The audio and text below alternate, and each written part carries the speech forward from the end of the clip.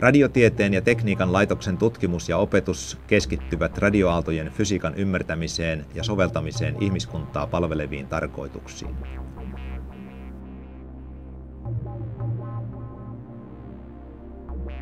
Laitos vastaa piiriteorian ja sähkömagneettisen kenttäteorian perusopetuksesta tiedekunnassa. Piiriteorian peruskursseilla opitaan analysoimaan erilaisista komponenteista rakennettujen piirien toimintaa matematiikan keinoin. Sähkömagnetiikan kurssit tarjoavat ymmärrystä sähkön olemuksista. Laitoksen peruskurssien tietoaines ei vanhene.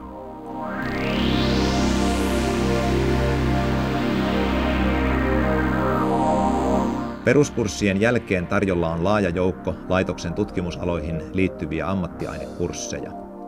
Tutkimusaloja ovat piiriteorian ja sähkömagneettisen kenttäteorian lisäksi radiotekniikka ja avaruustekniikka.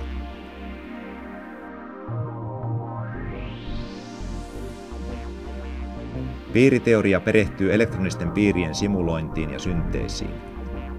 Nykyaikana tietokone on pääasiallinen tutkimusväline. Tutkimuksen tuloksena on syntynyt kaupallinen APLAC-ohjelmisto.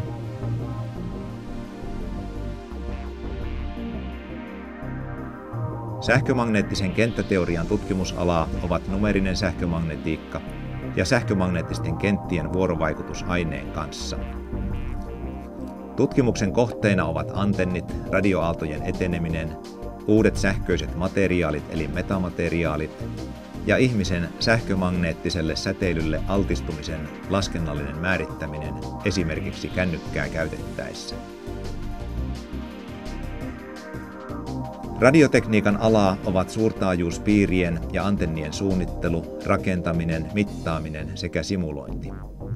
Tutkimuskohteina ovat myös älykkäät radiojärjestelmät ja niiden radiokanavamallit sekä uudet materiaalit.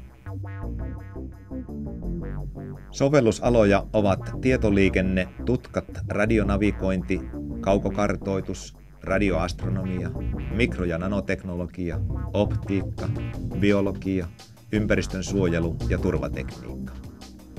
Radiotekniikan alalla toimii Suomen Akatemian nimeämä tutkimuksen huippuyksikkö SMARAD, älykkäiden radioiden ja langattoman teknologian huippuyksikkö.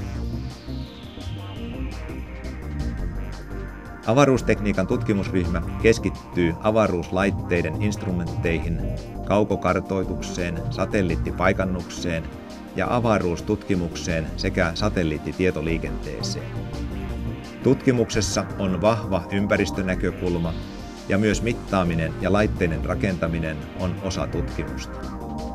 Käytössä on mittauslentokone, jolla viime aikoina on tehty maaperän kosteuden ja meren pintaveden suolaisuuden mittauksia tavoitteena mallintaa näiden parametrien riippuvuus ilmastonmuutoksesta.